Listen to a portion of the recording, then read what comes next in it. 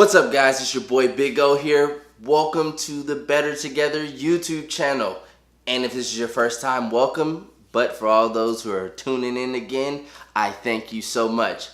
So this episode today is going to be with my main man. Now, he's one of my really good friends. He's one of the reasons why I did go to CSU East Bay. Go Pioneers. His name is Travis Nelson. He is the director of Career and Professional Development at the College of Business and Economics at CSU East Bay. This man came into my life when I was at community college. I had reached out to him to come and speak to my college because I feel like sometimes people want to go to certain colleges and the cost is just too high. Being an economics major, I love efficiency. So I was looking to get the most bang for my buck. And when some things fell through and he became the speaker, he threw down. And we talked and we just connected. Also, a little bit of housekeeping. Of course, you can follow us on Instagram at BT_big_O, where I drop little nuggets. And if anybody wants to comment or have a conversation or tag me in a live video, hey, maybe I'll join you. But we are dropping much more content. And guys, I got a surprise for you if we make it to 100 subscribers. My goal is to get us to 100 subscribers by April. So I'm going to be really pushing that. I want you guys to help me push that as well. Also, this video is going to be a little bit different. We are having an interview like some of the other formats, but I'm going to cut it a little bit because it's really long. And then what I'll do is I'll post a second video of the full thing. So for all those who just wants the good nuggets, I'll have it for you. And all those who wants to take the long trip through, I'll have that for you too. Otherwise, guys, let's get into this interview. It's you and I.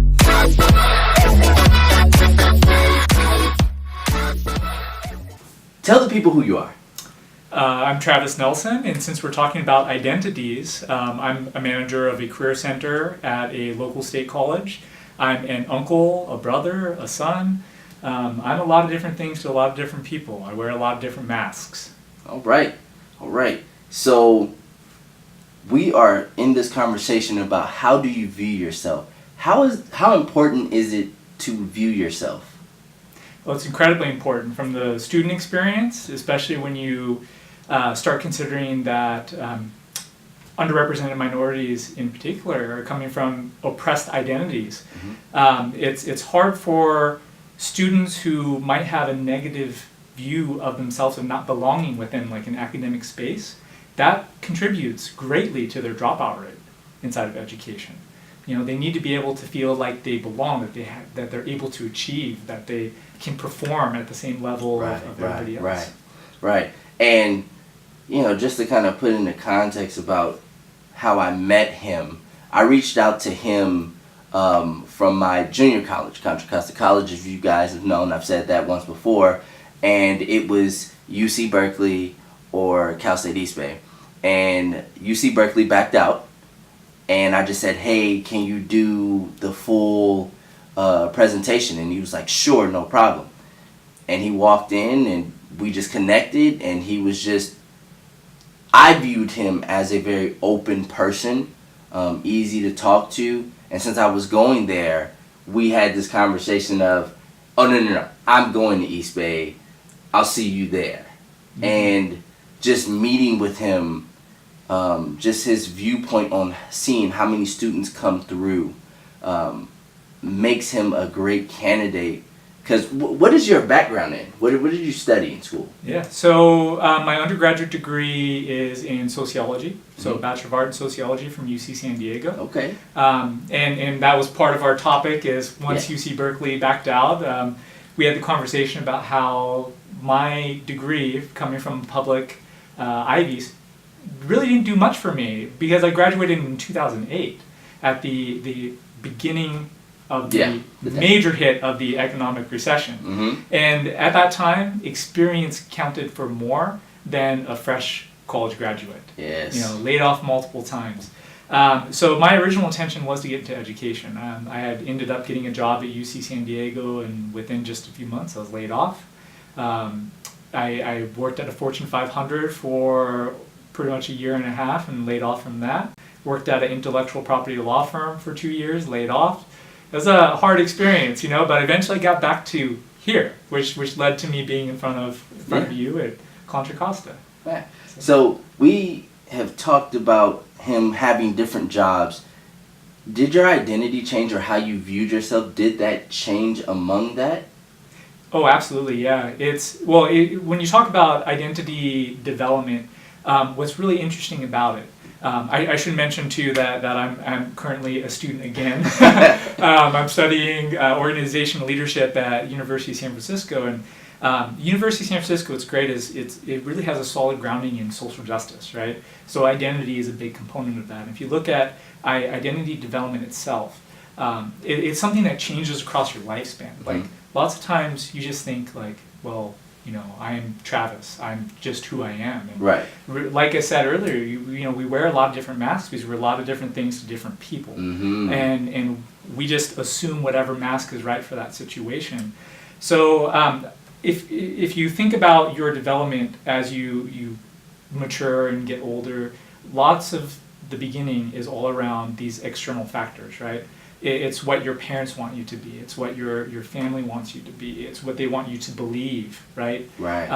What comes from your family, and over time that changes from an external to wait a second, like, but I know that this is true. Like I don't want to be that, and you have this conflict with those external sources until finally you sort of internalize this identity. But even then, it changes from circumstance to circumstance. You're not one thing to every single person. Absolutely right.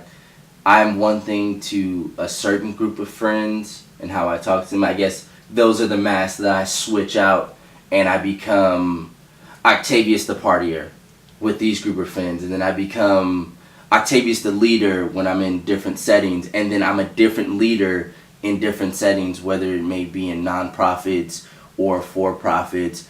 And I feel like at some place that I'm always myself at the core, but the mask, like you said, I'm different. And I'm wondering though, because we had this conversation about you in a class. What class was this? Were you the only Caucasian male? Oh yes, yeah. Race and diversity, yes. Race and diversity class, and you're the only Caucasian male, and I can imagine people's viewpoints at you being, all up and down, who probably don't know you. Yeah, well, what I think is great about that space is just the fact that I've decided to attend a program that's very heavy in social justice means that I am a proponent of that, right? Right. Like that is something that is very important to me in making sure that organizations are more equitable in terms of how they hire, how they treat employees, how they handle training, promotions, everything, right?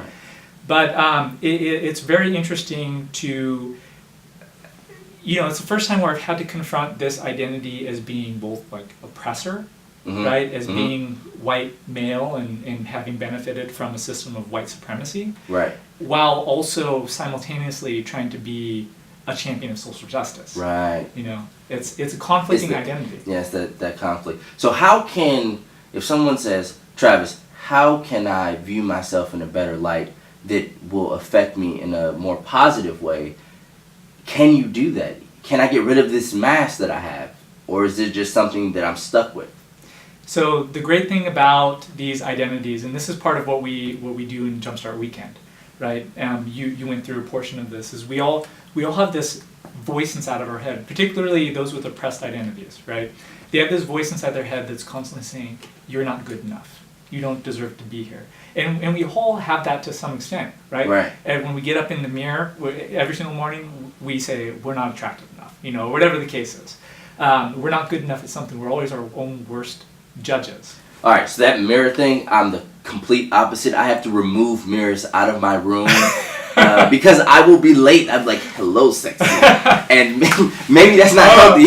The narcissist factor. Yes, yes. I do not have any mirrors in my room for that reason. I promise you. My mom has caught me several times growing up just putting on different shirts. like, yo, hey, how you doing? Oh, hey there. see, and that's the confidence factor that everybody can manufacture within their own personality, right? Right. It's understanding that the voice inside of your head is you being your own worst critic, and it not having control, right? Yes. Over who you really are, because oftentimes you might think something bad about yourself, but you have a conversation with a friend, right? And they totally see you in a different light. I do that all the time with students who are trying to get jobs.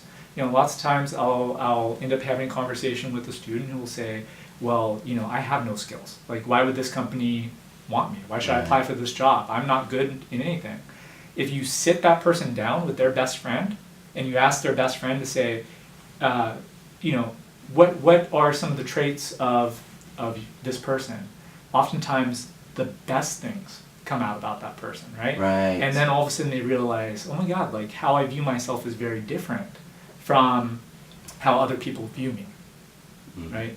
And that's part of that struggle of Jumpstart Weekend is, being at Cal State East Bay, we have so many first generation students who every single morning that they come up that hill, they are trying to rise out of whatever situation they find themselves in. And lots of times they're coming in with... All right, guys, well, we got to wrap this up. Travis, where can they find you on the E-Streets? So you can find me on LinkedIn, and actually I have a direct link that goes there. It's tipsfromtravis.com. Nice. So we'll have all that in the title section below. You guys already know how this goes. But I'll leave you guys with this because this is so powerful. You are the author of your story. So get to writing. I'm your boy Big O. I'm Travis Nelson. If you want to go somewhere fast, you go alone. But if you want to go somewhere far, you go together. We'll see you on the other side. Check me out. I am a lyrical catalyst, abracadabra with the word interstellar, street dweller. If it's beef, I'm after your dogs like Cruella. Who move better than the hip hop mecca? If these rappers are sesame